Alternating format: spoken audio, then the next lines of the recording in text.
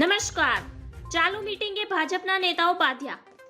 લોકસભા ચૂંટણી પહેલા પક્ષ પલટાની મોસમ જામતી હોય છે.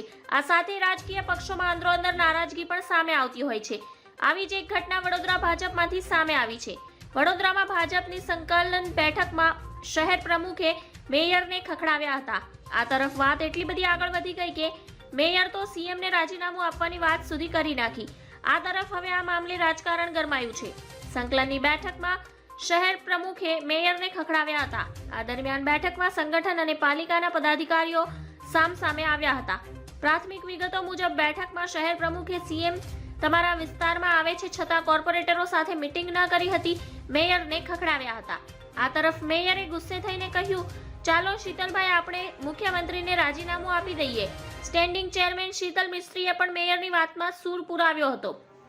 શહેર ભાજપ પ્રમુખ ડોક્ટર વિજય શાહે સંકલનમાં બળાપો ઠાલવ્યો અને કહ્યું કે મારું કોઈ સાંભળતું નથી. વિગતો મુજબ શહેર પ્રમુખે રોષ વ્યક્ત કરતા મેયર પિંકીબેન સોનીને સીએમને રાજીનામું આપવાની વાત કરી હતી. ધન્યવાદ. જય હિન્દ.